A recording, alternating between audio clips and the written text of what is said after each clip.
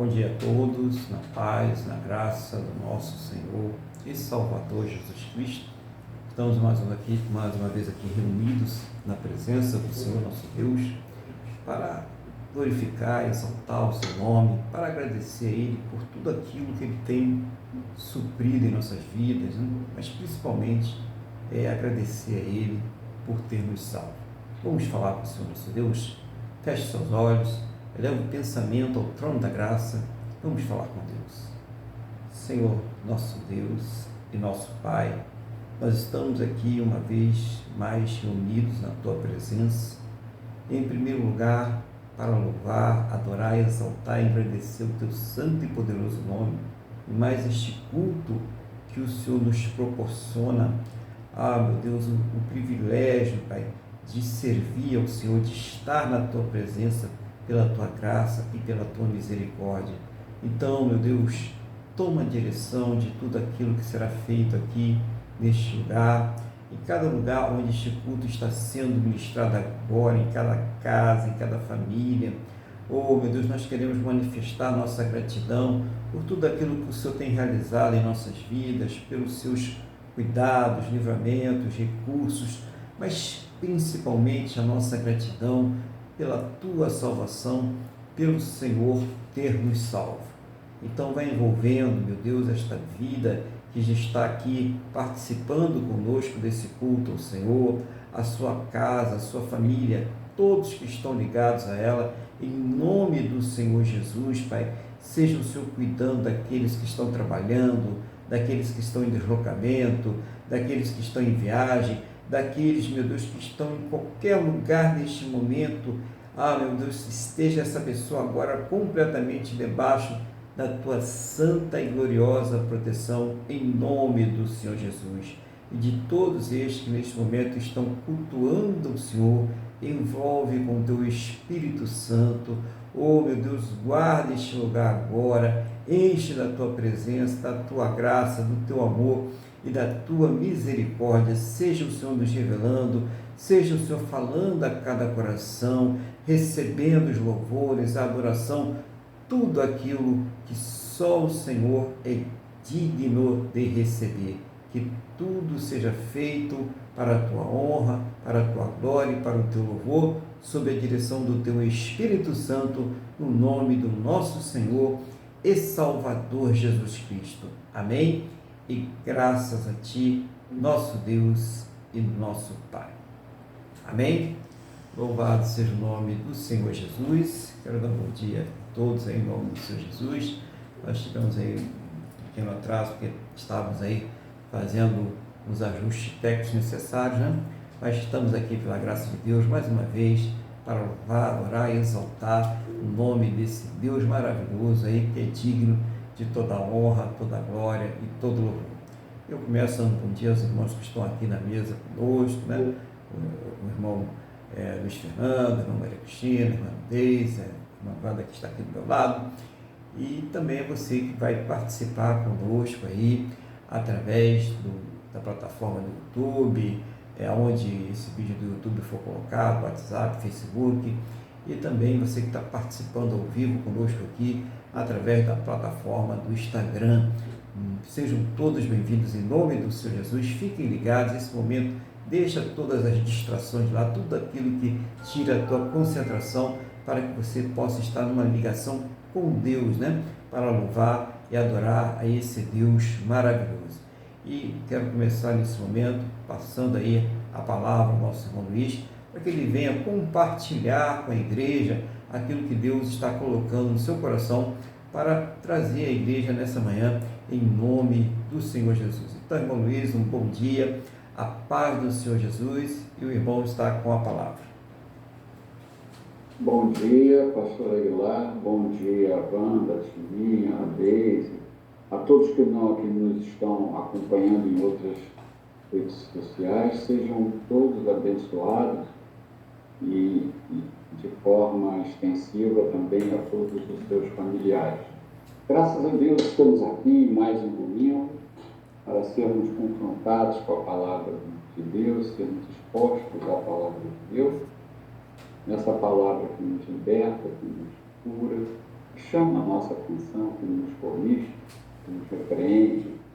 E o que eu tenho para hoje, pastor, é na carta de Paulo, é a primeira carta de Paulo aos Coríntios, capítulo 9, os versículos 19 ao 27. Primeira epístola ou carta de Paulo aos Coríntios, capítulo 9, os versículos 19 ao 27. Bom, aqui Paulo está se defendendo de acusações, estou só contextualizando. E eu vou fazer uma leitura da argumentação dele para se defender. Essa argumentação envolveu até a lei e envolveu já o que Jesus pregou, né, quando teve em seu ministério. Então, vamos passar a leitura e eu vou fazer um comentário mais no final. Vamos lá, versículo 19. Podemos usar até o 18. Nesse caso, qual é o meu galardão? É que, evangelizando, proponha de graça o Evangelho, para não me valer do direito que ele me dá. Por quê?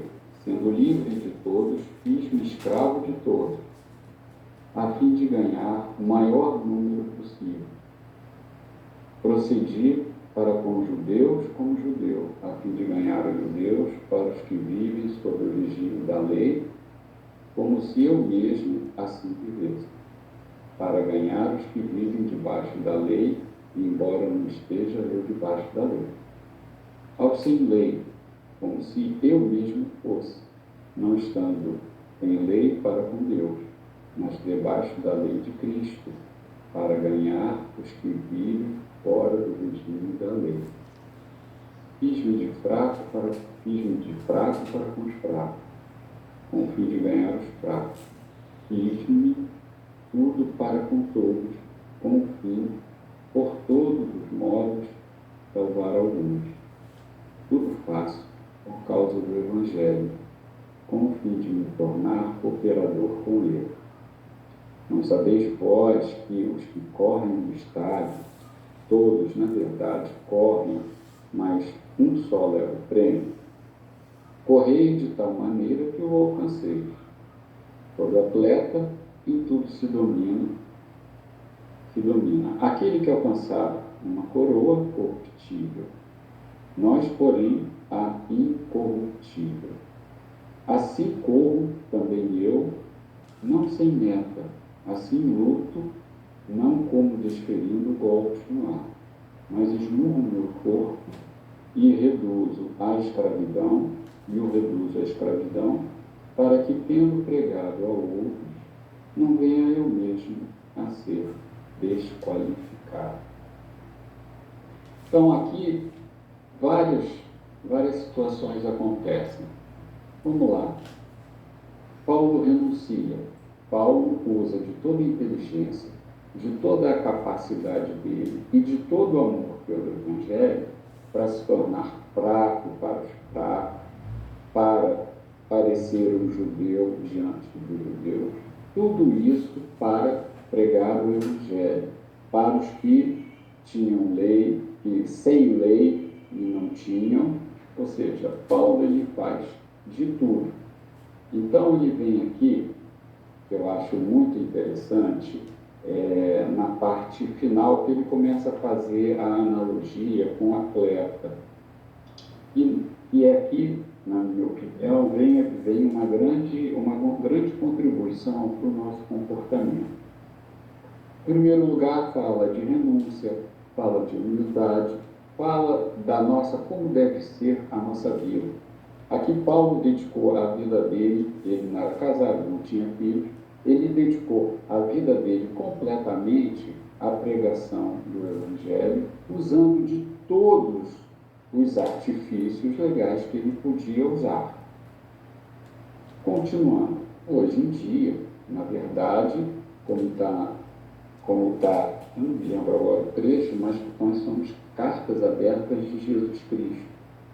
Então, a forma mais importante que nós temos de pregar não é botar uma Bíblia debaixo do braço e ir não sei quantas vezes por semana pregar no púlpito. Lógico, isso acontece também, existe, tem que existir, tem que haver instrução, tem que haver congregação, tudo isso tem que haver. Mas todos nós podemos ser como se fôssemos, que não somos apóstolos. Nós podemos pregar com as nossas atitudes e com a nossa maneira de ser. E ele fala que essa intensidade, esse servir, ele fala como que nós temos muito antes. É como se nós fôssemos soldados. Você entra no quartel como recruta até virar soldado. Enquanto você é recruta, você é um recrutado para servir as Forças Armadas, você é adestrado, você aprende como usar as armas, você aprende a obedecer à autoridade acima de você, você aprende higiene, você acaba se tornando até gente, você acaba conhecendo uma verdadeira moral. Então, Paulo diz aqui, o que ele fala aqui? Ele diz que o atleta se domina em tudo. Então, o atleta, ele treina, ele faz tudo por uma medalha. E depois, muitos atletas, até na vida, quando eles vão para a velhice, eles não sabem guardar o dinheiro, que acham tal, isso acontece muito com jogadores de futebol, eles acabam até vendendo essas medalhas para ter uma renda para continuar sobrevivendo. Só que ele fala que nós temos que viver assim, mas entendendo que a nossa medalha, a nossa coroa, essa coroa que nós vamos receber é a eternidade. Então não adianta só ser salvo, porque adianta, o que interessa também é ser salvo, ter uma vida de arrependimento e viver pregando o Evangelho pelos seus atos. Então ele fala da questão do atleta, ele corre por uma coisa que é perecível e que nós corremos por um prêmio que é a eternidade, que é completamente diferente. Então precisamos sempre estar imbuídos, entendermos que aqui somos como peregrinos em terras estranhas e que na verdade a nossa casa final não é mais essa e que nós então temos que ser cartas. Então ele fala, assim como também ele fala aqui no 26, assim como também eu, não sem meta, assim luto, não como desferindo golpes no ar. Porque o lutador de boxe, vamos supor, ele luta, ele treina lá no boneco, ele simula o sopro dele no próprio ar para aperfeiçoar o movimento, adquirir velocidade, o impulso na hora de desferir o golpe. Então ele fala que nós temos que nos prepararmos para sermos cartas abertas de Jesus Cristo. E por que isso? Porque nós temos a consciência da nossa coroa, que a nossa coroa é a eternidade. Então nós temos que viver sempre em prontidão. Se nós nos lembrarmos, quando o povo judeu, não é que veio lá a ordem de Deus para a libertação, Deus falou, vamos lá, cinjam os lombos, como com os lombos cingidos. Então nós temos que viver pensando que isso tudo vai passar, nós temos que viver numa atitude sempre de vigilância. Ou nós podemos morrer vigiando, ou Jesus Cristo fará sua primeira vinda e tudo vai passar. Então, como diz um ditado do mundo, o preço da liberdade é a eterna vigilância. E isso é verdade. Nós somos livres, mas nem tudo nos convém. Por quê? Porque nós temos noção da nossa meta, nós conhecemos a nossa meta. E por que nós conhecemos a nossa meta e muitas outras pessoas não são? Porque nós fomos chamados e escolhidos, nós fomos alcançados pelo Espírito Santo de Deus, que nos convenceu do pecado, da justiça e do juízo, que nos convenceu que por nós mesmos nós não podemos refazer a nossa paz com Deus. A paz com Deus, de novo ter a paz com Deus, veio da parte de Deus através de Jesus Cristo. Então, nós tendo a verdadeira consciência disso tudo, nós temos que ter uma vida moderada, ser felizes, aproveitarmos na medida do possível, não é? Mas, principalmente, ele finaliza, e isso é muito importante, porque Jesus Cristo falou assim: é certo que no mundo tereis aflições, mas esforça-te e tem de bom ânimo, porque eu estou contigo. Nós vamos morrer pecando. Embora não sejamos mais escravos do pecado, sejamos libertos, não adianta. Nós vamos errar. Esta natureza que nós vivemos, este corpo que nós vivemos, é um corpo que foi concebido no pecado. Então não adianta isso. Por isso é que depois que nós morremos, o nosso corpo vai ser glorificado, será um outro corpo. E ele fala claramente, mas no último versículo, no versículo 27, mas esmurro o meu corpo e o reduzo à escravidão, para que, tendo pregado a outros, não venha eu mesmo a ser desqualificado. É aquele negócio, né? Nós apontamos o dedo para todos e não vemos os nossos próprios defeitos. Então, nós temos que ter também uma vigilância para com as nossas atitudes. Muitas vezes você pode não pregar nada, mas que você era antes, no poder transformador da palavra de Deus em você, que é a segunda pessoa da Trindade Excelsa, vai ficar patente aos outros olhos, aos olhos das outras pessoas, que você é outra pessoa depois de Cristo Jesus ter entrado na sua vida. Essa é a mais sincera pregação do Evangelho. Eu agradeço, pastor Aguilar, a minha oportunidade e passo a palavra para o senhor para fazer as correções que se fizerem necessárias. Obrigado. Amém, glória a Deus. Não é necessário não, é uma correção, né? É uma palavra muito boa, né? Uma palavra objetiva aí, que vem tocar em necessidades que nós temos como servos de Deus, né? Como cristão.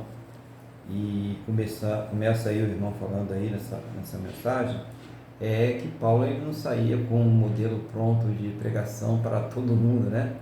Que ele ia adaptando a sua pregação, né? A modo de levar o cristianismo e conduzir a igreja àquela população específica com quem ele estava lidando. E, óbvio que para isso Paulo não fazia de acordo com a sua própria vontade natural, né? Mas pelo poder do Espírito Santo. Ele se deixava aí levar pelo poder do Espírito Santo. Então não existe um modelo engessado, né? O sentido da palavra de Deus, aquilo que Deus fala, é uma direção só, é um sentido só. Mas a forma como nós vamos ali pregar, por isso que precisa ter a direção do Espírito Santo, precisa realmente buscar a Deus ali, a sabedoria naquele momento, né? E muitas vezes Deus ele vai ali, naquela hora, toma a gente pelo Espírito e nós vamos falar aquilo que Deus quer para aquela pessoa. Então ele fala sobre essa questão de que para cada um ele agiu de acordo com aquela vida, aquela situação, né, ou aquele grupo com o qual ele estava ali levando a mensagem. Como o irmão Luiz falou muito bem, não era só uma mensagem oral, né? Era uma mensagem também a partir da sua prática de vida, daquilo que ele fazia, né? As pessoas viam ali no Paulo, como o irmão Luiz falou muito bem, a carta de Cristo, uma carta aberta de Cristo. A vida dele era uma vida dedicada ao Senhor Jesus. E ele se fazia ali de judeus para aqueles que eram judeus, e ele se fazia de gentio para aqueles que eram gentios. Ou seja, não é que ele tinha várias personalidades, mas ele falava com os judeus na linguagem dos judeus, ele falava com os não-judeus na linguagem dos não-judeus. Então ele conseguia entender a situação para que a pessoa entendesse o Evangelho, para que a pessoa compreendesse a palavra, né? Dentro daquele contexto em que ela estava vivendo. Isso é muito importante. As pessoas ingessam e às vezes a gente vê uma disputa religiosa, né? É porque a minha igreja que tem poder, é que a minha igreja tu vai prosperar, é porque na minha igreja você vai ser curado. A igreja não tem dono aqui na terra, que eu saiba não, né? Pelo menos aqui na Bíblia ela não revela um dono aqui na terra. o dono da igreja é o próprio Senhor Jesus. É Ele que é o dono da igreja, então todos nós devemos nos submeter a isso. E irmão Luiz também ele fala um ponto importantíssimo aqui, que é a questão do atleta, né? A gente vê aí as pessoas se privando de alimentação, né? De festas, de álcool, de drogas, disso tudo, né? Não pelas suas virtudes, né? Mas porque elas têm um objetivo de vencer a uma competição, de ganhar um troféu, de ganhar uma medalha, de ser reconhecido, de ter fama, né? De ganhar dinheiro. Então são vários objetivos que as pessoas têm aí nas competições para se privarem, para se doutrinarem no seu corpo, ter uma autodisciplina, né? Rígida, né? Até alcançar o objetivo, e apenas poucos alcançam o objetivo, né? É um vencedor, um segundo, um terceiro lugar, e olha lá, e os outros ali, apesar de todo esforço, né, não conseguem chegar a estar na frente, no objetivo. Isso é muito importante, a gente estar ligado, né? Aquilo que o Espírito Santo está falando, né? É uma coisa importante a gente ter aquela reverência com Deus na hora que a pregação está sendo feita, né? É um objetivo nosso para com Deus, de estar buscando o Senhor ali, de estar servindo ao Senhor, é realmente interesse de coração. E o Paulo ele vai no final dizer sobre uma questão importante para nós, que é o domínio do nosso corpo, né? Nós precisamos dominar o nosso corpo. É claro que nós temos as nossas fraquezas naturais, os nossos desejos naturais, mas tem coisas que a gente vai fazer. Se você tem uma audiência no tribunal, né, você vai botar a sua melhor roupa, você vai se esforçar para estar concentrado ouvindo aquilo que o juiz, o advogado, o promotor estão falando, porque você considera aquele lugar um lugar muito importante. Então você domina o seu corpo. E assim também em outras situações, médico, né? Aquilo que a pessoa dá importância, ela vai ali ter um domínio sobre o seu corpo. E Paulo ele fala sobre esse domínio também para agradar a Deus. Como o irmão Luiz falou muito bem, ele não precisava ser celibatário. Paulo não precisava se abster de casar, de ter mulher, de ter filhos. Mas ele colocou isso sobre ele mesmo para servir melhor a Deus, para que ele não tivesse qualquer tipo de distração e ele tivesse um ministério de inteireza para com Deus. Olha só a dedicação do Paulo, né, para a obra de Deus. E o detalhe importante, né, muito bom o Paulo, a gente fala do Paulo, é que ele, no princípio, ele era perseguidor da igreja, ele era uma pessoa completamente ao contrário. Então, Paulo é um exemplo muito grande de conversão, uma pessoa que pensava ao contrário, que estava em uma outra religião, né, vamos dizer assim, num outro sistema religioso, e que de repente ele viu que aquele sistema religioso dele tinha acabado, que aquilo ali tinha sido transformado, que não tinha mais aquela aliança, que era uma nova aliança e que ele tinha que seguir aquela nova aliança, mas ele não viu isso pelo intelecto, nem pelas revelações naturais, ele viu isso pela revelação de Deus, e a partir daquele momento ele passou verdadeiramente a dominar o seu corpo, a dominar a sua natureza. Os troféus que os atletas brigam aqui nessa terra são perecíveis, e tanto como eles, né, o corpo deles também é perecível, vai acabar, toda essa glória vai acabar. Essa é a diferença, que a pessoa briga, daqui a pouco ela está na glória, daqui a pouco o nome dela já está esquecido, já tem outro no lugar dela e vai embora. Mas o troféu pelo qual eu e você, todo o povo cristão está brigando, é um troféu eterno, é um troféu que não se corrompe.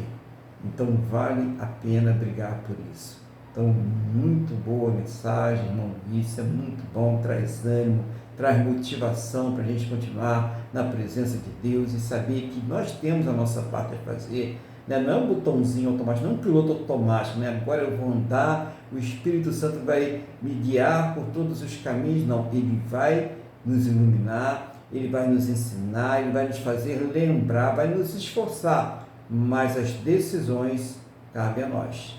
O fazer ou não fazer cabe a nós. O esmurrar o corpo cabe a nós. Nós é que temos que tomar essas decisões. Então isso é muito importante para a nossa vida prática. Então você que está esperando uma resposta de Deus, talvez essa resposta tenha vindo já na palavra aí, Deus já tenha falado ao seu coração. Se é algo que desagrada a Ele, não tem nem o que pensar, pode dispensar, pode jogar fora. Se é algo que está na vontade de Deus, que é agradável a Deus, que está bom, então pode aceitar e fique tranquilo. Pronto, simples assim, não tem mais o que discutir, né? Não existe exceções, tá, irmãos? Na palavra de Deus não há exceções. É aquilo que está escrito, tá? Toda essa confusão que nós estamos vendo aí é por causa das pessoas quererem fazer um Deus à sua própria maneira. Irmão Luiz, que Deus continue te abençoando, iluminando, né? Abençoando tudo aquilo que aprove Ele colocar sob a sua administração, né? A sua vida, o seu trabalho, a sua saúde, a sua casa, a sua família, tudo que Ele colocou diante de você. Que Deus abençoe rique e abundantemente em nome do Senhor Jesus, em especial o seu ministério, né? E a sua vida espiritual. Amém? Glória a Deus, né? E o que nós vamos fazer hoje de louvor ao nosso Deus? Qual vai ser o louvor que nós vamos fazer para o nosso Deus no dia de hoje? Vamos louvar o nosso Deus com o hino 526 da harpa cristã.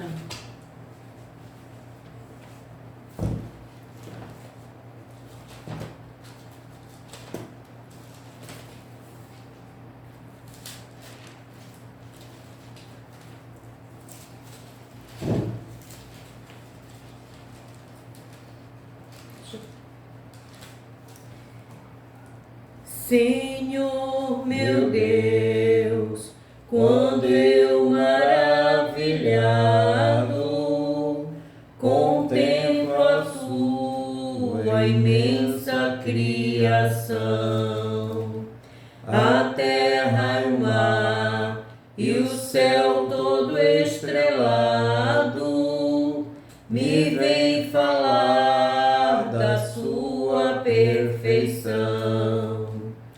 Então minha alma canta-te, Senhor, grandioso és tu, grandioso és tu. Então minha alma canta-te, Senhor, grandioso és tu, grandioso és tu. Quando as estrelas estão de mim distante, vejo a brilhar com vívido esplendor.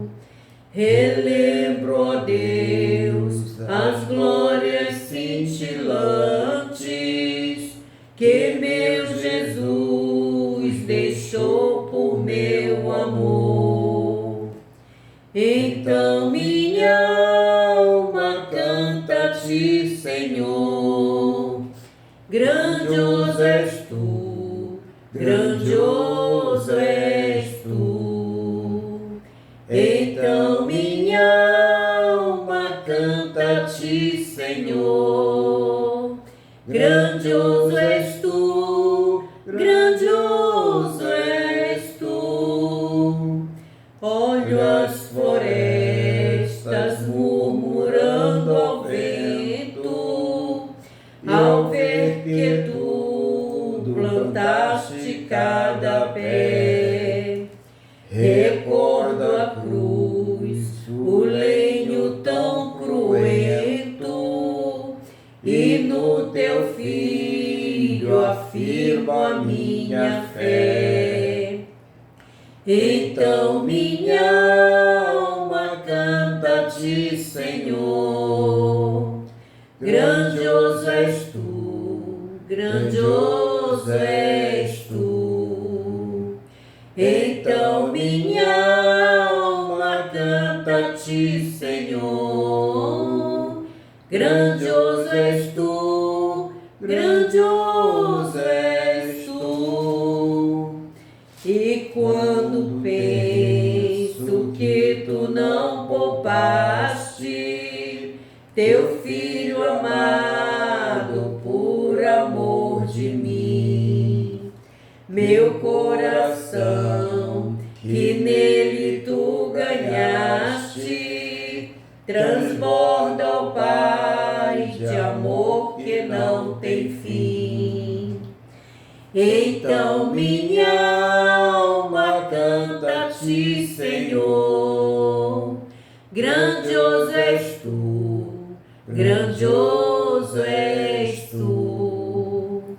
Então minha alma canta a ti, Senhor. Grandioso és tu, grandioso és tu. E quando Cristo amado meu voltando, vier dos céus o povo seu buscar, no lar eterno quero jubilando a tua santa face contemplar. Então minha alma canta a ti, Senhor. Grandioso és tu, grandioso és tu. Então minha alma canta a ti, Senhor. Grandioso és tu, grandioso és tu. Aleluia, glória a Deus. Glória a Deus, né? Louvado seja o nome do Senhor Jesus. E eu quero convidar a igreja agora, né, a abrir as suas Bíblias no Evangelho de João, capítulo de número 2, versículo de número 13. Evangelho de João, capítulo de número 2, versículo de número 13. Quantos irmãos vão aí abrindo as suas Bíblias? Eu vou aqui pedir a Deus que nos conceda iluminação e sabedoria. Senhor, nosso Deus e Pai, estamos aqui diante da Tua Palavra. Não seja a minha vontade ou o desejo do meu coração, mas seja o Teu Espírito Santo me fazendo lembrar, me ensinando, trazendo uma palavra que venha do Teu coração, do trono da Tua graça aos nossos corações, em nome do Senhor Jesus. E, meu Deus, abre, Senhor, os nossos entendimentos para que nós possamos compreender a Tua palavra, que seja uma palavra que nós possamos aplicar em nossas vidas, que seja uma palavra que venha dar direção, que venha exortar, que venha capacitar, que venha consolar e edificar a Tua igreja, meu Pai, no nome do Senhor Jesus, meu Pai. É o que nós te pedimos ao Senhor, na mesma fé e concordância, Pai, acrescentando que abra os nossos entendimentos para que nós possamos compreender a Tua palavra, no nome do nosso Senhor e Salvador Jesus Cristo. Amém? E graças a Ti, nosso Deus e nosso Pai. Amém, irmãos? Louvado seja o nome do Senhor Jesus. Então, essa passagem não é uma passagem muito longa, mas é uma passagem muito profunda, né? Ela está aqui no capítulo 2 do Evangelho de João, nos versículos 13 ao 22. E tem aqui um subtítulo, né? Jesus purifica o templo, tá? Na Almeida Revista e Atualizada tem esse subtítulo. Então vamos ver o que diz na passagem. Estando próximo à Páscoa dos judeus, subiu Jesus para Jerusalém e encontrou no templo os que vendiam bois, ovelhas e pombas e também os cambistas assentados. Tendo feito um azorrague de cordas, expulsou todos do templo, bem como as ovelhas e os bois, derramou pelo chão o dinheiro dos cambistas, virou as mesas e disse aos que vendiam as pombas: tirai daqui estas coisas, não façais da casa de meu pai casa de negócio. Lembraram-se os seus discípulos de que está escrito: o zelo da tua casa me consumirá. Perguntaram-lhe, pois, os judeus: que sinal nos mostra para fazeres estas coisas? Jesus lhes respondeu: destruí este santuário, e em 3 dias o reconstruirei. Replicaram os judeus: em 46 anos foi edificado este santuário, e tu em 3 dias o levantarás. Ele, porém, se referia ao santuário do seu corpo. Quando, pois, Jesus ressuscitou dentre os mortos, lembraram-se os seus discípulos de que ele dissera isto, e creram na Escritura e na palavra de Jesus. Glória a Deus, né? É a palavra do Senhor aqui nessa manhã para os nossos corações, e nós vamos ficar aí atentos, né? Porque isso é uma palavra que fala muito, né? Sobre a forma como nós devemos nos apresentar diante de Deus, né? Então, nesse primeiro versículo que nós podemos entender aí, estando próximo à Páscoa dos judeus, Jesus subiu para Jerusalém, né? Subiu Jesus para Jerusalém. Então, Jesus, ele, quando esteve aqui como homem, ele cumpria toda a lei até que ele estabelecesse, né, a nova aliança, mas ele cumpria somente aquela parte da lei que realmente estava ligado com o cerimonial, né? Embora ele já dava alguns sinais que nós poderíamos ver até nessa palavra aí, como a questão do sábado, né? Jesus curava o sábado, os discípulos dele escolheram o espírito de milho ao sábado.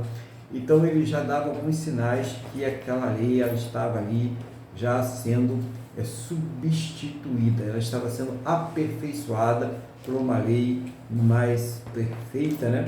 E uma lei mais abrangente, uma lei que estava ali tomando conta de todas as coisas. Mas Jesus, ele ia lá e ia cumprir aquele ritual, ele foi apresentado no templo, né? Ele cumpriu todas as coisas, foi tudo que tinha que fazer um judeu, Jesus, ele fez, ele cumpriu com essa parte aí da obrigação de fazer as coisas direitinho, até porque ele queria mostrar que o zelo dos judeus devia ser para com Deus. Aí no versículo 14, ele diz assim: encontrou no templo os que vendiam bois, ovelhas e pombas, e também os cambistas assentados. Então, antes da gente passar para aquela parte em que a gente vê um Jesus bravo, né? Uma coisa rara, né? Com um chicote na mão ali, aquele chicote de cordas ali, tinha uns pedaços de metal ou de osso ali, que quando batia na carne, arrancava pedaços da carne. Era uma coisa realmente cruel aquele chicote. E Jesus, ele pega aquele chicote ali e ele começa a reagir de uma forma ali que a gente não vê, não é muito comum a gente ver Jesus fazendo na Bíblia, mas a gente vai entender por que ele fez isso aí. Então, no templo tinham pessoas que estavam vendendo, né? Pessoas que vendiam pombos, vendiam bois, né? Vendiam tudo quanto era tipo de coisa ali, principalmente as coisas relacionadas com o sacrifício, com aquilo que teria que ser ofertado lá no templo. E também havia os cambistas, né? Porque as pessoas vinham de outras regiões e elas tinham que trocar moedas, né, se elas quisessem comprar aquelas coisas que estavam sendo vendidas no templo. E, né, também havia ali, com muitos sacerdotes, um conchavo, né? Era feito ali um acordo, né? Um acordo sem escrúpulos, pelo qual eles levavam uma comissão naquelas transações. E não só eles levavam uma comissão, mas eles interferiam. Por exemplo, você pegava um animal que estava perfeito, trouxe lá para oferecer, mas não comprou com os cambistas, não comprou com os vendedores lá, né? Então você tinha aquele animal rejeitado. O que tinha que fazer? Tinha que voltar lá e comprar, né?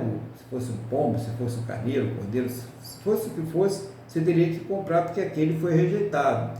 Só que você estava com uma outra moeda, então você tinha que passar primeiro no cambista, já uma comissão ali, né? Já tinha a comissão do cambista. Depois que você trocasse a moeda, ia comprar ali o animal perfeito, já tinha uma outra comissão. Então já era uma coisa. E outra é aquela pessoa que poderia trazer, porque era para trazer do seu animal, era para trazer da sua colheita, era para trazer das suas coisas. E aquela pessoa que não tinha ali, não estava disposta, né? A pessoa estava preguiçosa, ela falava, não vou levar nada não, quando chegar lá no templo eu compro. Então, são duas disposições mentais reprováveis diante de Deus. Fazer a coisa de qualquer maneira, não dá nenhum valor para ele, né? A pessoa que está orando aí, mas não está nem ligada naquilo que está falando, né? Está só fazendo as coisas por fazer. A pessoa que está no culto, mas o pensamento está voando em todas as direções, menos no Deus vivo, né? A pessoa está ali só o corpo da pessoa está ali, na mente dela está voando para tudo quanto é lugar. Então são coisas que realmente Deus ele não se agrada. E ali era o cenário que o Senhor Jesus estava vendo. Estava tudo ali acontecendo, a revelia de Deus e da palavra de Deus. E ele chega a ver aquele cenário ali. Imagine que Jesus, ele é Deus, né? Ele é o Filho de Deus e ele é Deus. Então, era o próprio Deus ali, dizendo que não quer as coisas para ele serem feitas daquela forma. Ele não está dizendo só para aquele judeu, para aquele povo que estava ali naquela época. Ele está dizendo isso para nós aqui hoje também. Ele não quer que as coisas para ele sejam feitas de qualquer maneira. Ele não quer que a palavra dele, que o culto a ele, que a igreja dele esteja aí voltada para interesses particulares, financeiros, né? Enganando pessoas, né? Não quer, isso não é o papel da igreja do Senhor Jesus. Não existe justificativa para isso, porque os fins justificam os meios. Isso não existe dentro do cristianismo. Tem que haver transparência, tem que haver verdade, tem que haver santidade mesmo. Então não existe esse tipo de justificativa para este tipo de coisa. Por isso que a gente vai ver agora essa atitude aí do Senhor Jesus, um pouco diferente, né, das reações dele em todo o seu ministério. Vamos lá, versículo de número 15, né? Tendo feito um azorraio de cordas, expulsou todos do templo, bem como as ovelhas e os bois, derramou pelo chão o dinheiro dos cambistas, virou as mesas e disse aos que vendiam as pombas: tirai daqui estas coisas, não façais da casa de meu pai casa de negócio. Então, Jesus chegou e expulsou aquele povo todo, né? E jogou as moedas no chão. Imagina aí, você pode ouvir aqui o barulho daquelas moedas caindo no chão, a correria dos animais, a correria dos cambistas, dos vendedores, né? E Jesus falando: não faça da casa do meu pai uma casa de negócio. Muito importante que está falando ali sobre aquele templo que já não existe mais, né? O templo, a gente sabe que foi destruído por volta dos anos 70 pelos romanos, né? Não existe mais o templo, não é feito mais o sacrifício, né? Importante dizer isso, né? Isso é um simbolismo muito grande. A lei realmente caducou. A lei, como a gente conhecia do Antigo Testamento, ela caducou por uma nova lei. Ela não foi extinta, mas ela foi transformada numa nova lei, porque quando o Senhor Jesus ele é crucificado, ele cumpre toda a lei naquela cruz. E o que nós podemos aprender? Foi errado, muito errado. Tudo que os judeus fizeram ali, naquela situação, e tanto é que culmina aquilo ali, vai movimentar um ódio no coração deles, e isso vai fazer com que contribua para a crucificação do nosso Senhor Jesus. Aquilo ali vai contribuir para com isso também. Mas a gente deve pensar que isso serve para os dias de hoje, e de uma maneira mais séria ainda. Porque se antigamente era o templo físico, aquele templo que eles tinham toda aquela orgulho, né, de ter aquele templo magnífico, grande, né, onde a presença de Deus, a glória de Deus deveria se manifestar, hoje cada cristão, cada cristã é templo e morada do Espírito Santo de Deus. Imagine se esse templo ele está fazendo aquilo que agrada ao Senhor Jesus. Muitas vezes o chicote está comendo na vida do crente porque ele está fazendo coisas que Deus não se agrada. Está vendendo pombos, né? Está jogando câmbio lá na casa do Senhor, está com coisas que Deus não se agrada. Está aí fazendo amizade com o mundo. Cristão que está aí apoiando coisas que Deus não apoia. Cristão que apoia aí aborto, cristão que apoia aí corrupção, cristão que apoia coisas erradas que Deus não aprova. Está vendendo pombos, está fazendo câmbio, está vendendo animais na casa do Senhor, você está corrompendo e depois reclama, mas Deus, por que eu estou nessa situação? Por que a minha vida não muda, a minha vida não transforma? É preciso então que você, não é Jesus que vai entrar com chicote, não. Lembra que a palavra agora há pouco falou? Paulo esmurra o seu próprio corpo. É preciso que você esmurre essa sua vontade de desobedecer a Deus ou de achar que está tudo normal quando está tomando atitudes em rebelião contra Deus. É você que tem que tomar essa atitude. Não espere que venha um anjo, né, com uma varinha mágica e vai bater na sua cabeça e as coisas vão ser mudadas. Não é assim que funciona. O Espírito Santo, ele pode te fortalecer, ele pode fazer você querer, mas você vai ter que colocar esse querer em prática. É Ele que faz em nós querer. Então você ora, e se você orar, Deus ele vai te dar essa força e você vai conseguir. Mas por que a pessoa não faz essa oração? Ou se ela não faz de uma maneira efetiva, de uma maneira sincera. É porque ela quer continuar fazendo aquilo que desagrada a Deus.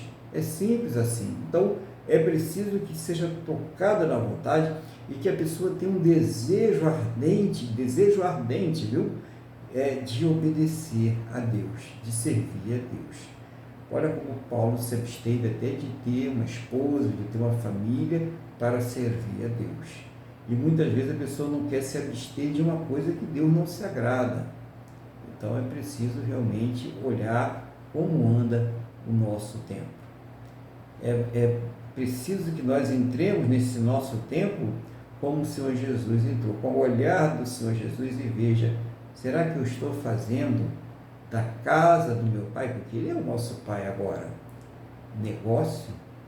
Será que eu estou fazendo da casa do meu Pai um lugar de corrupção, de profanação, de promiscuidade?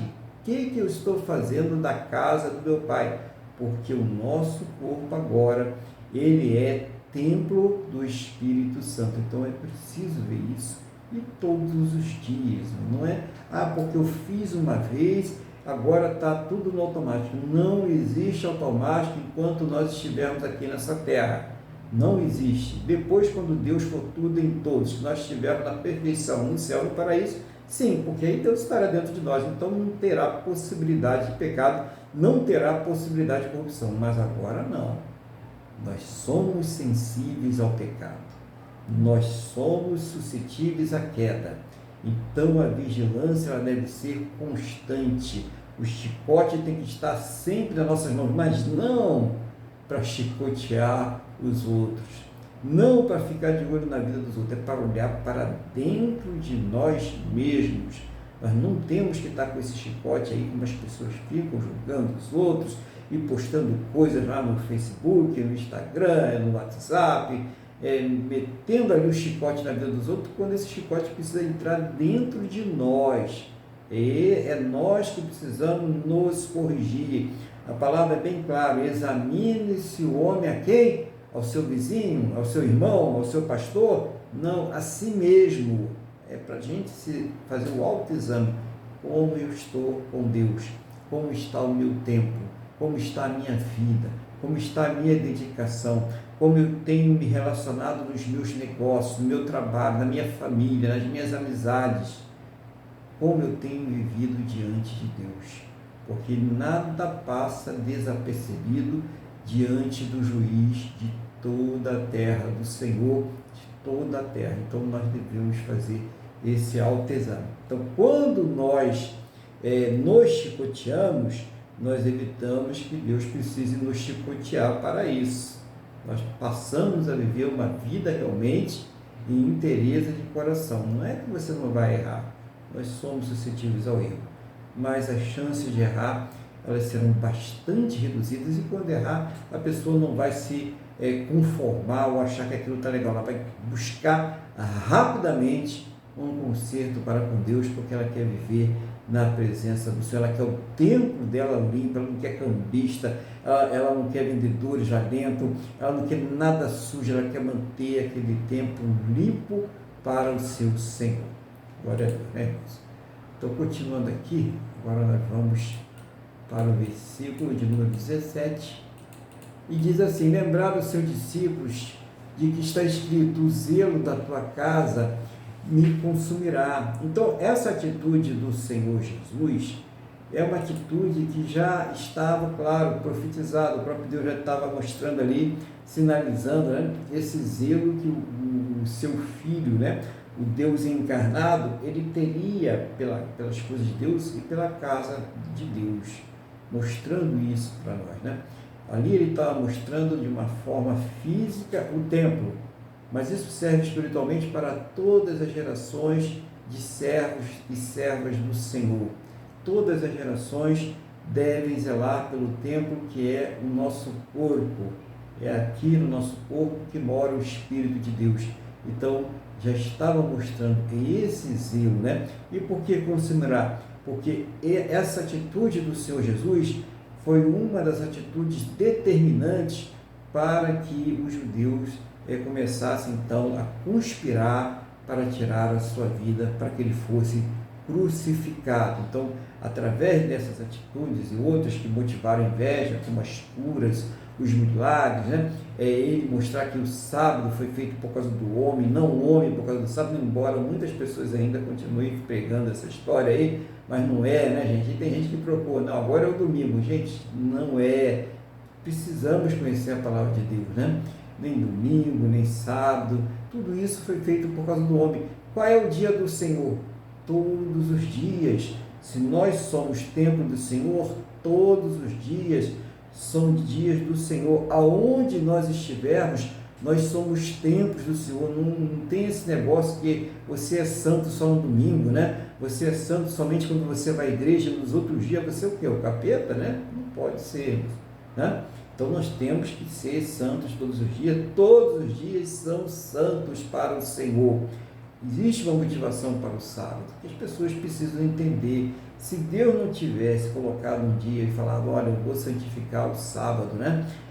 As pessoas iam trabalhar que nem escravas, elas não teriam folga. Então ele botou para que a gente tenha limite até o alto limite. Você que trabalha por conta própria aí, você tem que tirar um dia para descansar. Você tem que tirar um dia para estar mais ligado para com Deus. Sim, foi por isso que Deus colocou.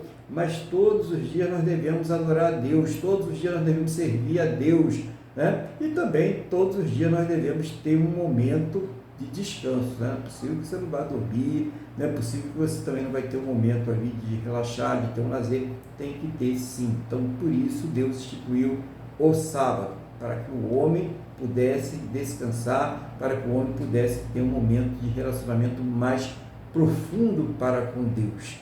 Então, o sábado é um dia de descanso, e pode ser um dia, qualquer dia que você quiser descansar aí, você pode descansar. Vivemos num mundo aí que tem pessoas que trabalham no domingo, tem pessoas que trabalham no sábado, tem pessoas que trabalham todos os dias da semana, mas pelo menos um dia dessa semana você tem que tirar para estar descansando, e é um dia também que você pode se dedicar, como nós estamos fazendo aqui hoje. Não é porque é um domingo, né? É porque é um dia que realmente a maioria da igreja está reunida na presença do Senhor, né? É um dia que é bonito a gente ver os irmãos saindo aí com as Bíblias na mão, indo para a igreja, se reunir para glorificar Deus. Então, por isso que nós fazemos aí o domingo, um dia que principalmente no mundo ocidental todo, um dia não útil, né? Um dia de folga. Então, o domingo é um dia apropriado mesmo, né? É um dia conveniente para nós estarmos todos unidos em oração, buscando a Deus, louvando a Deus. Mas não vamos também querer endeusar o domingo, né? Até porque a Bíblia não está fazendo nada disso. Se a gente vê Colossenses, o Paulo está claramente falando que não devemos guardar dias, anos, datas, festas, nada disso. E nada disso tem valor contra o pecado, nada disso faz a pessoa ser mais santa. Então precisamos conhecer Bíblia, precisamos conhecer a palavra de Deus, para que nós não venhamos colocar peso sobre a pessoa. Irmão, está trabalhando sábado, irmão, está trabalhando domingo. Irmão, ele está tirando um dia da semana, ele tem um dia que ele vai lá, né, descansa, é um dia que ele vai lá e louva a Deus, né? E se bem que nós podemos fazer isso todos os dias, até no trabalho, dá para a gente fazer isso se a gente quiser, né? Então não tem problema algum. Então precisamos aí entender o verdadeiro sentido. Tem gente vendendo pombo, tem gente vendendo carneiro, bode, tem gente sujando o templo, corrompendo o templo, e guardando o sábado ou guardando o domingo. O que adianta isso, né? Então precisamos realmente viver inteireza de coração para com Deus. Então, vimos sobre a questão do versículo 17, né? Se eu consigo lembrar, agora vamos para o versículo de número 18, né? Perguntaram, pois, os judeus: que sinal nos mostras para fazer estas coisas? Jesus lhes respondeu: destruí este santuário e em 3 dias o reconstruirei. Replicaram os judeus: em 46 anos foi edificado este santuário, e tu em 3 dias o levantarás. Ele, porém, se referia ao santuário do seu corpo. É interessante, né? Isso aqui, Jesus ele faz ali uma profecia, né? Vamos dizer assim, claramente uma profecia do que iria acontecer, que ele seria morto e que em 3 dias ele seria, né, ajudado pelo Espírito Santo, ele seria ajudado pelos anjos, ele seria ajudado por Deus para que o corpo dele fosse levantado. Não falou, né? Ele disse que ele, Deus, iria reconstituir o seu corpo. Isso é muito importante para a gente entender a deidade de Deus e não sermos enganados por aqueles que recusam a deidade do Senhor Jesus. Ele é Deus. Ele falou: eu vou reconstruir este templo, eu vou reconstruir esse corpo, eu vou ressuscitar. Vocês vão me matar, mas depois de 3 dias eu vou ressuscitar. Jesus falando isso, e isso tem um peso tão grande, tanto para os discípulos que estavam lá naquele momento e ouviram, e depois estiveram com ele ressuscitado, como para nós, irmãos. É um peso muito grande, porque ele ressuscitou. O que ele falou se cumpriu. Nós temos essas histórias todas registradas, inclusive as tentativas, né, as narrativas judaicas de tentarem ocultar essa história através do suborno dos guardas, para que eles dissessem que os discípulos roubaram o corpo dele. As narrativas já estavam desde aquela época, né, para manter-se o poder. As narrativas, as mentiras, as conspirações já aconteciam naquela época, né? Então, a mesma coisa pode acontecer, continua acontecendo hoje. Pessoas estão aí tentando de todas as formas desacreditar a Bíblia, né? De pessoas aí eruditas, estudadas, né? Vêm aí falando um monte de coisas para tentar desacreditar, atacam as igrejas de todas as formas, pegam pessoas que nada tem a ver com o cristianismo, pessoas que estão apenas ali usando o nome da igreja para fazer as suas vendas de pombos, de cordeiros, de câmbio e tudo aquilo que Jesus desaprova, e aí pegam esses péssimos exemplos para atacarem a igreja. Não vão lá naquele irmão que está lá no meio do mato, andando de bicicleta velha, com terno surrado, que trabalha o dia todo e de noite vai pregar o evangelho. Eles não vão lá mostrar esse irmão, não vai mostrar aquela pessoa que vai lá cuidar daquele que está enfermo, que está doente e vai lá cuidar. Não, ele não vai mostrar essa pessoa, ele não vai mostrar aquela pessoa que está vivendo uma fé ali genuína com o Senhor Jesus. O que eles querem mostrar é aquilo que vem destruir a imagem do cristianismo, que essa é a ideia principal deles, desconstruir o cristianismo para que possa implantar aí uma nova ordem mundial. Nós sabemos muito bem o que vai acontecer, porque a Bíblia assim o diz, não é porque nós somos super inteligentes, não, tá, irmãos? A Bíblia mostra para a gente o que vai acontecer, qual será o final dos tempos. Então nós precisamos estar ligados, porque o templo ele precisa estar limpo, porque ele vai se corromper. Você acha que a pessoa que está com o templo sujo, corrompido, que está com o templo aí todo voltado para os interesses desse mundo ou para os seus próprios interesses, no momento em que disser para ela que ela tem que botar a marca da besta, que senão ela não vai conseguir comprar nada, não consegue fazer negócio, não consegue vender, não consegue comer, você acha que ela não vai colocar correndo? O templo dela não tem compromisso com Deus, ela está vendida. Por isso que nós devemos nos manter purificados. Mas mais do que isso, nós não sabemos o dia em que nós partiremos dessa terra, o dia em que o nosso Senhor Jesus, Ele irá nos chamar. Então o templo precisa estar sempre varrido, arrumado, preparado, mas não vazio, né? Cheio do Espírito Santo. Se ficar vazio também não é bom, né? Lembra que vem 7 outros espíritos e o negócio fica pior do que o começo. Então tem que estar cheio do Espírito Santo. Como se encher do Espírito Santo, né, irmãos? Não precisa fantasiar nada. Se encher do Espírito Santo é meditar na palavra, é orar, é louvar e adorar a Deus e procurar viver uma vida agradável diante do Senhor. Isso a pessoa vai estar cheia do Espírito Santo, né? Não, a evidência do Espírito Santo não está em você falar línguas que você não compreende. Não é isso que é a evidência do Espírito Santo. Não estou dizendo que faz ou não faz, não é a minha questão essa aqui. A questão é o fruto, aquilo que você está apresentando de fora para dentro, aquilo que você está mostrando para essa terra que está dentro de você. Lembra? O Senhor Jesus diz, o coração fala, a boca fala, aquilo que o coração está cheio, aquilo que está dentro de nós é que sai. Então isso é uma vida realmente agradável diante de Deus, e é isso que nós devemos buscar, porque nós não sabemos o dia. Antes mesmo de Jesus voltar, qualquer um de nós pode partir dessa terra. E aí? O que vai ser no final?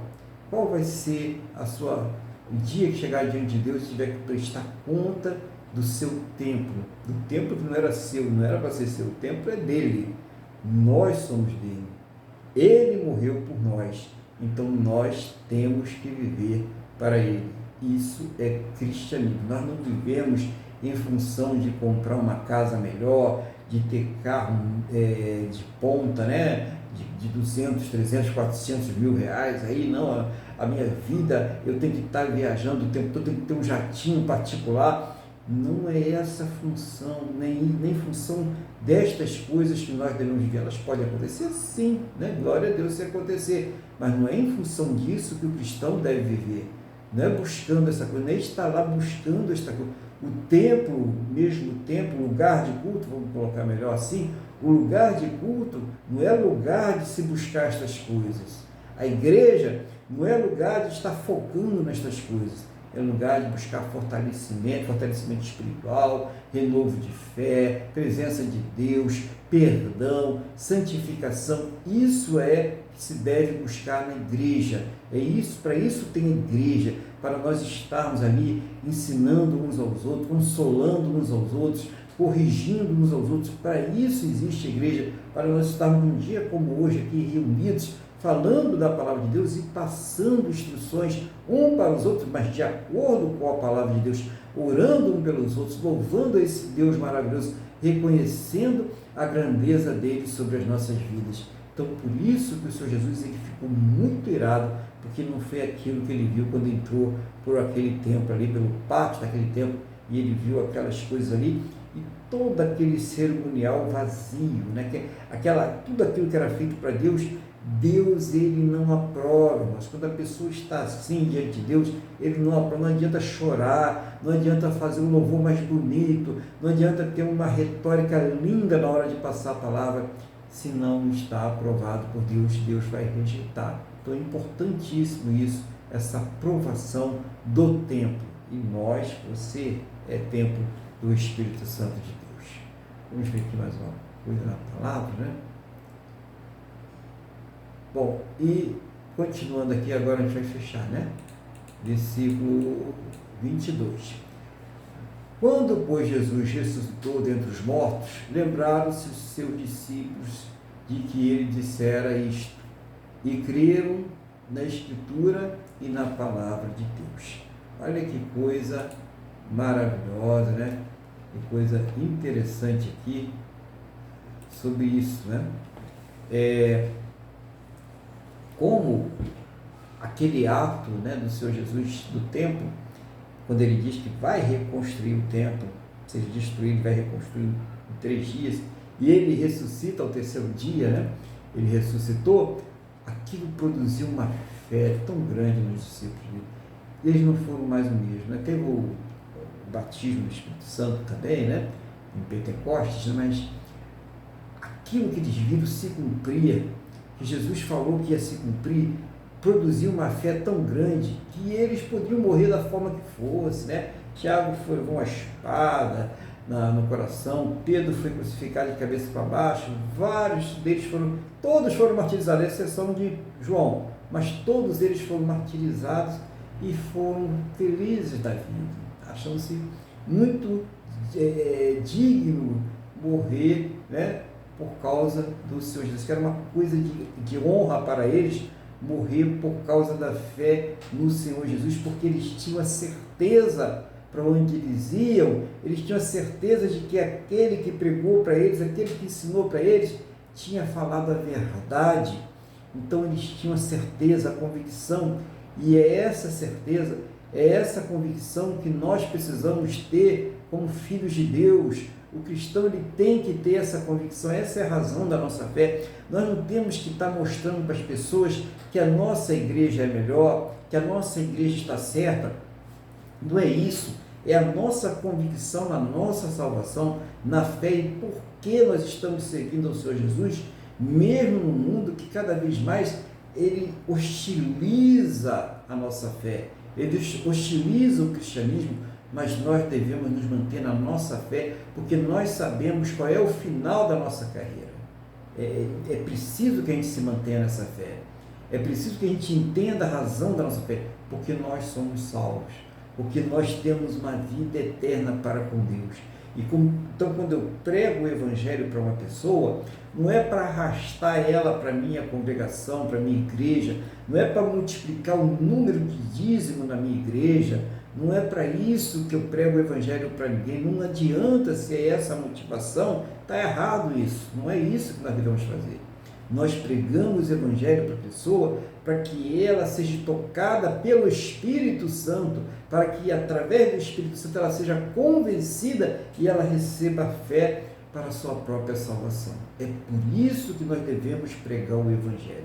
Se você está pregando o Evangelho para que o casamento dessa pessoa seja resolvido, para que os filhos dessa pessoa saiam da droga, ou por qualquer outro motivo, não estou dizendo que esse motivo não seja importante, mas não é para isso que o Evangelho deve ser pregado.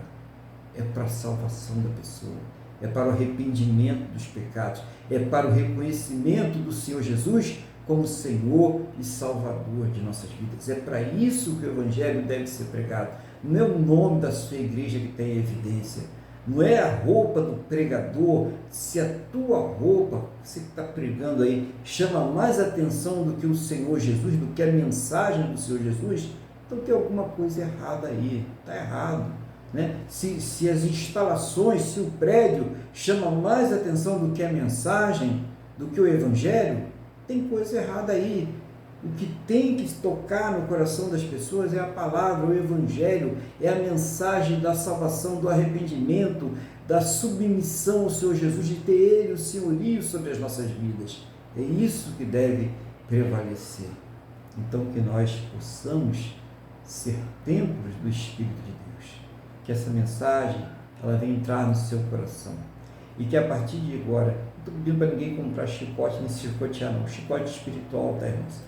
O chicote espiritual é aquilo que vem aqui colocado por Deus no nosso pensamento, é o chicote espiritual, é a palavra de Deus, é a confrontação, né? Você confrontar com a verdade, com a palavra de Deus e falar, eu preciso mudar esse ponto, porque nesse ponto não está correto, a minha vida não está íntegra diante de Deus nesse ponto e eu preciso que isso seja mudado. E esse é o chicote que nós devemos ter na mão o tempo todo, não para chicotear os outros, né? Não para medir a vida dos outros, que isso não cabe a nós, mas a nossa própria vida, o nosso próprio interior. Então que Deus Ele tenha falado profundamente ao seu coração através dessa mensagem, tenha trazido luz aí ao seu coração, edificação, consolo, paz, que Deus é Deus de amor, sim, é Deus transformador, mas essa transformação só faz com santidade, né? Com pureza e integridade de coração. Não é de qualquer jeito não, tá? Se é de qualquer jeito, é preciso mudar isso aí, e Deus está pronto aí para te ajudar, é só você falar com Ele, que Ele vai mostrar esse caminho aí, em nome do Senhor Jesus. Eu vou agora passar a palavra para o nosso irmão Luiz, para a gente fazer aquelas considerações que o Espírito Santo estiver colocando no seu coração, em nome do Senhor Jesus.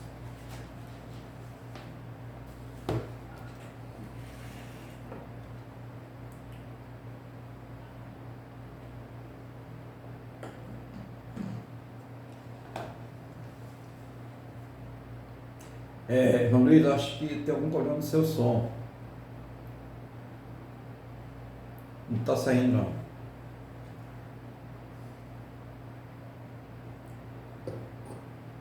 Não? Agora tá. Agora tá. Tá, agora? Tá. Tá. Então vamos lá, pastor. Eu vou fazer apenas um realce no versículo 22. Ele vem assim, né? Quando foi Jesus, quando João relata isso, quando foi Jesus ressuscitou dentre os mortos, lembraram-se os seus discípulos de que ele dissera isto. Ele falava que em 3 dias, fazendo alusão à ressurreição dele, né, o templo ia ser reconstruído. E eles não entenderam, estavam o templo lá, né? E aí mostra exatamente o fim do judaísmo. Fica claro aqui que o templo foi demolido, nunca mais foi reerguido, e Jesus, sim, é o cabeça da igreja. Aí termina, praticamente, a bem dizer, é oficializado com o derramamento do Espírito Santo lá em Pentecostes. Então, eu achei muito bom, é isso que eu falei no final, que é a crença na palavra de Deus, independente dos tempos, das situações que nós vivemos. Embora nós sejamos chamados de negacionistas, tudo, mas é isso aí. Tudo vai passar, mas a palavra de Deus jamais passará.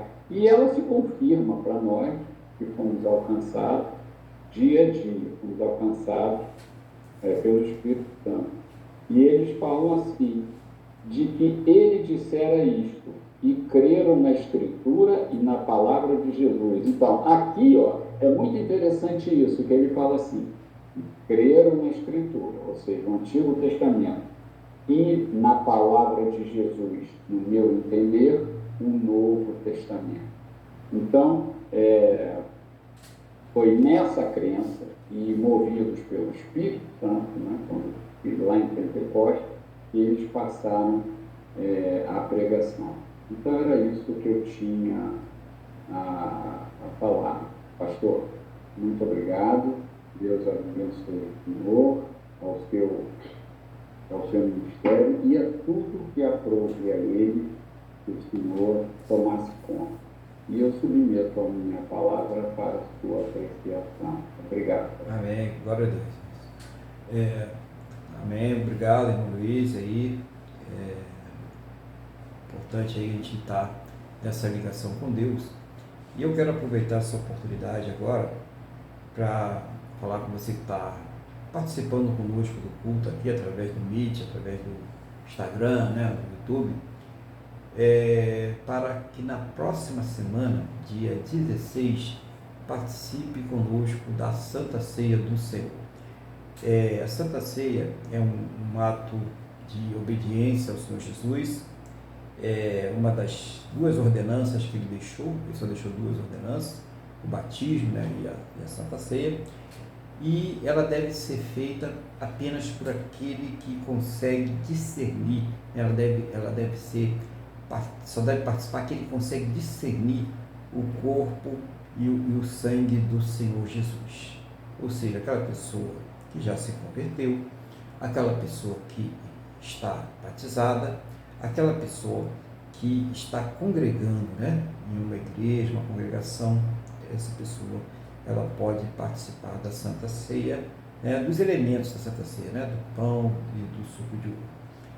E a pessoa que ainda não está nestas condições, não está com todos esses requisitos ainda, né, mas vai estar, né, Deus é maior, se Deus quiser vai estar, Deus vai tocar, vai converter, vai se batizar, vai entender. vai chegar o dia que vai participar conosco também, mas participa do culto e Deus, que é soberano, Ele abençoa da mesma forma, pela nossa obediência. Tanto aquele que vai participar, porque está dentro dos requisitos bíblicos, né, espirituais para participar, e tanto aquele que não vai participar porque entende que ainda não está dentro desses requisitos, mas que quer adorar a Deus, quer louvar a Deus, e Deus vai abençoar todos. A bênção de Deus, nós não somos dono disso de forma alguma, é Ele que abençoa, é Ele que cuida de nós. Então, dia 16, você que já está dentro de todos os requisitos espirituais bíblicos, vai participar conosco, separa na sua casa o pão, o suco de uva, para participar conosco. E você que ainda não está dentro desses requisitos, participe do culto. O culto é Deus, você tem todo o direito de cultuar, é uma benção cultuar a Deus. A gente não sabe quantas bênçãos estão envolvidas num momento como esse, que nós separamos para estar aqui reunidos na presença de Deus, apesar da distância. Que coisa maravilhosa, né? Apesar da distância, estamos aqui todos reunidos para cultuar esse Deus maravilhoso. E nós chegamos a um momento agora em que nós oramos, que você vai orar e colocar diante de Deus a sua vida, a sua casa, a sua família, as suas necessidades.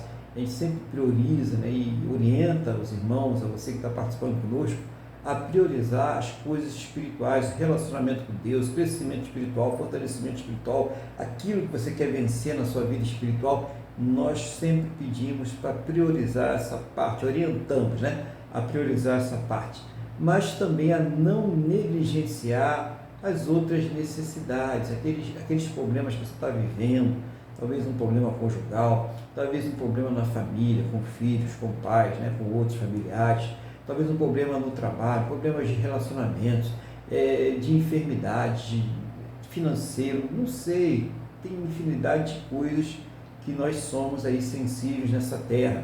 Você sabe qual é o problema que você está vivendo, ou os problemas que você está enfrentando. Então coloca diante de Deus agora também, tá? Coloca em primeiro lugar o reino de Deus, a sua justiça, mas não negligencie as coisas que Ele vai acrescentar quando você prioriza Ele. Fala com Ele também, coloca diante do seu altar, porque Ele vai trazer uma resposta. Não sou eu, não é a igreja, nós não temos poder nenhum, né? Quem tem poder é Deus, né? Tudo que nós fazemos é pelo poder de Deus, é Ele que vai responder na sua vida. E o irmão Luiz, como é aqui o costume da nossa igreja, é ele que vai estar conduzindo esta oração, ele vai estar fazendo uma intercessão geral, né? Os irmãos vão estar orando, concordando com ele e apresentando as suas orações. Eu só peço uma coisa: não deixe de orar, não deixe de falar com Deus, porque nós temos um Deus que ouve e que tem condições de nos responder, não de acordo com a nossa vontade, sempre será a prioridade a vontade dele. Glória a Deus. Irmão Luiz, então, o irmão está com a palavra e oração no nome do Senhor Jesus. Amém, pastor Aguilar. Então vamos continuar concentrados, porque o culto a Deus é racional. Vamos nos chegar agora aos pés de Jesus. Vamos pensar, imaginar mesmo aos pés de Jesus. E cada um vai colocando diante de Deus, como já falou o pastor Aguilar, colocando diante de Deus que todas as nossas necessidades nem sempre são trabalho, dinheiro, mas também temos que colocar as nossas necessidades no prato. É bom nós pedirmos crescimento espiritual. Outra coisa também que várias vezes o pastor Aguilar falou hoje, examine o homem a si mesmo. Em muitas situações da vida nós ficamos com aquilo nos incomodando, nós não examinamos a nós mesmos. E todo o resultado desse exame, de tudo que você conseguiu, desse autoexame, você tem que colocar diante de Deus e pedir até esclarecimento para isso. Então, as necessidades do homem, não só o pão, entendendo aí, necessidades financeiras, são materiais, mas nós temos necessidades espirituais também. Então, nem só de pão viverá o homem, mas de toda palavra que sai da boca Senhor Deus e Pai, em nome de Jesus, nós te agradecemos por mais um que estamos aqui, todos nós em concordância, colocando diante de todas as nossas necessidades. Sabemos que somos humanos e que às vezes almejamos coisas que realmente não está nos seus planos e que o Senhor nos conceder vai ser até uma derrota, uma desgraça para nós. Então, em nome de Jesus, nós colocamos primeiramente diante de Ti as nossas necessidades espirituais. Seja o Senhor a nos dar crescimento espiritual, a nos dar o entendimento, o discernimento da palavra de Deus. Porque a verdadeira felicidade virá da Tua palavra, o consolo virá através de através da Tua palavra no Espírito Santo.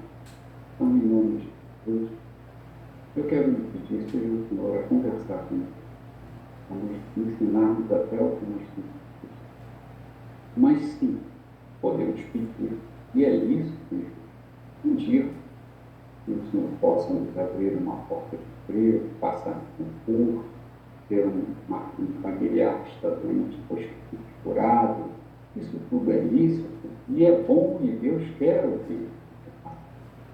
Então, cada um agora coloca diante de Deus, pode ser um filho mais drogas, uma traição de casamento, uma injustiça cometida no trabalho, pode ser qualquer coisa. Pode ser um grande objetivo de economizar para comprar a casa própria, um pedido de Deus para você ser mais constante nos seus objetivos, nessas coisas, terminar, pode ser tudo isso. Então, em nome de Deus, nos coloque, eu vou finalizar. Então, Senhor, colocamos tudo diante de Ti. Seja o Senhor a nos conceder, conforme tudo que pedimos, conforme a Sua boa, perfeita e agradável vontade. Queremos também clamar pela vida dos missionários e das pessoas que vão levar a Tua palavra aos presídios e aos hospitais. Que o Senhor as abençoe, que o Senhor proteja as suas vidas e que elas sejam profundamente abençoadas. Pai, em nome de Jesus, agora eu quero colocar o Brasil na Tua mão e eu quero que tu preserve o Brasil do mal. Estamos vendo economicamente o Brasil indo para a bancarrota, isso vai refletir na vida financeira das pessoas. Então eu quero pedir, meu Pai, em nome de Jesus, no fundo com nós, no fundo forte, não nos deixe faltar nada, ou que nos faltar, que o Senhor nos conceda força para vivermos em uma ou outra coisa. Senhor, não permita que a miséria assole o Brasil. Não permita que a fome graça no Brasil. Não permita que a corrupção venha, ó Pai, em nome de Jesus, levar o povo brasileiro ao poder. Não permita a pobreza. Toca no coração dos nossos irmãos, aqui e ali, para que se arrependam dos seus pecados, que aceitem o Senhor Jesus como seu único Senhor e Salvador, e que respeitem o povo, e que passem a servir o povo e não se servirem. Senhor, e para falar de autoridades mundiais, de poderes, que nós não enxergamos. Mas para nós, os poderes não são nada diante da Tua grandeza, diante da Tua eternidade. Então, em nome de Jesus, eu espero, imbuído desse sentimento, desta verdade, o Senhor defenda para Deus. Que o Senhor faça que nós prosperarem, a indústria vossa, o comércio floresça, livre o Brasil, livre o Brasil de perder o direito à liberdade de expressão e de professar. Protege, em nome em especial.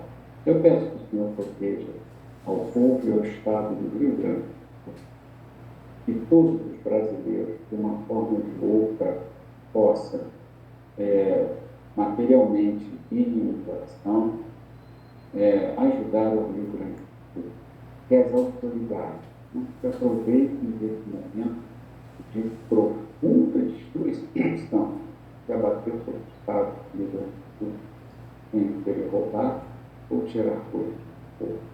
Senhor, em nome de Jesus, eu peço uma bênção, uma porção redobrada da tua bênção de prosperidade aos jovens. Livra o Brasil. Em nome de Jesus. É o que eu te peço, nós te pedimos e já te agradecemos, na certeza de que estamos recebendo. Em nome de Jesus. Amém. Amém. Glória a Deus, né? Louvado seja o nome do Senhor Jesus. E vamos então agora agradecer a Deus, né? Por mais esta oportunidade que Ele nos deu de estar aqui cultuando a Ele, né? Estar na sua presença, louvando e adorando o seu santo e poderoso nome. Então, mais uma vez, vamos orar. Vamos agradecer a Deus. Então, feche seus olhos e leve o pensamento ao trono da graça. Senhor nosso Deus e Pai, em nome do Senhor Jesus, eu agradeço ao Senhor por mais esta oportunidade de nós podermos cultuar o Senhor, aprender de Ti, ouvir a Tua palavra, sermos renovados espiritualmente, fortalecidos pelo Teu poder e Teu Espírito Santo. Meu Deus, eu concordo com a oração que o Teu Filho e cada irmão, cada irmã, cada vida fez neste momento, colocando diante do Senhor as suas necessidades. Seja o Senhor trazendo a cada um uma resposta segundo a Tua boa, perfeita e agradável vontade, no nome do Senhor Jesus. Abençoa também o irmão Luiz, que eu oro por todos nós, que o Senhor esteja suprindo também na sua vida as suas necessidades, tudo aquilo que ele tem colocado diante do Senhor em oração, seja o Senhor trazendo uma resposta na vida dele, segundo a Tua boa, perfeita e agradável vontade. Também, meu Deus, eu concordo com a oração que foi feita aí pelo Rio Grande do Sul, pelas pessoas que moram lá, pela situação do Estado, para que os recursos que estão sendo recolhidos por todo o país e mundo venham realmente para ajudar aquelas pessoas, para levantar aquele lugar, para minorar a dor de todos, em nome do Senhor Jesus, que o Senhor esteja à frente de tudo, para que aquele Estado possa se levantar, para que as vidas naquele Estado possam ser supridas em todas as suas necessidades, em nome do Senhor Jesus. Pai, obrigado por tudo que o Senhor nos proporcionou nesta semana que se encerrou ontem, pelos cuidados, pelos livramentos, pelos recursos, mas principalmente muito obrigado por termos salvo.